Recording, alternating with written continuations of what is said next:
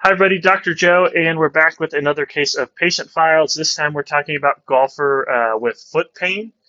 So this golfer had foot pain about halfway down his foot on the outside portion of his foot. This is actually a pain I've seen in a lot of runners, and the solution was similar. Just a reminder, patient files is something I've created. Helps give me some self-review of the patients I've treated.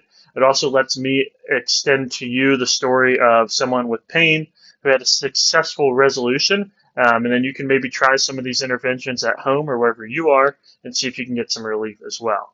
Certainly, I recommend having it evaluated by a medical professional, especially if they're Titleist Performance Institute certified, as I am.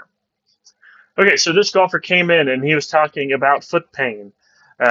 And he would be able to play 4, 5, 6 holes completely no issue. He would start to notice it around that 6 or 7 holes, and then it would kind of level up from there. 10, 11, 12, it started to get more significant, and he actually kind of quit a few rounds early because the foot pain got so uncomfortable. So what we wanted to do when he came in is we wanted to look at his shoe setup.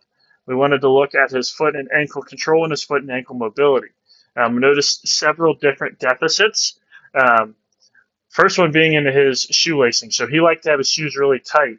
The problem with tight shoes is it does not allow your forefoot to expand when it contacts the ground, which is what you want to happen when walking. So when you are walking, as your body accepts a weight, that forefoot spreads out, it absorbs and dissipates forces. And if it's not happening because you have the forefoot of the shoe cinched too tight, that force stays in the foot and eventually irritates something. So intervention 1 was just a shoe adjustment, loosen up the laces at the forefoot.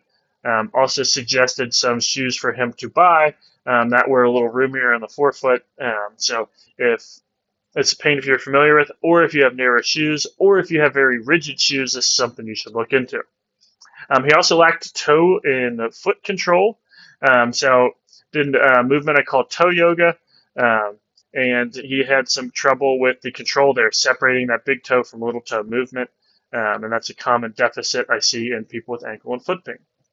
He also lacked mobility from his big toe into extension and his midfoot in rotation. Those two motions are very important for helping the foot accommodate to the ground while walking. So if you lack those motions, again, it just becomes a force distribution problem, and you put more stress throughout the foot. So we actually did intervene with him in his case with some dry needling. That took care of a lot of the initial foot tension. As soon as we did the dry needling, he was able to stand up and say, I've got zero pain walking around now, previously very aggravated.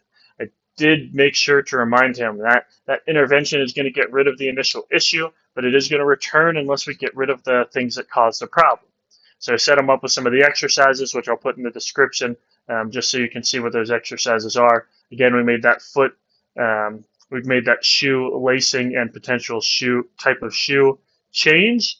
And then we did a little bit of work on the mobility and flexibility of the foot itself.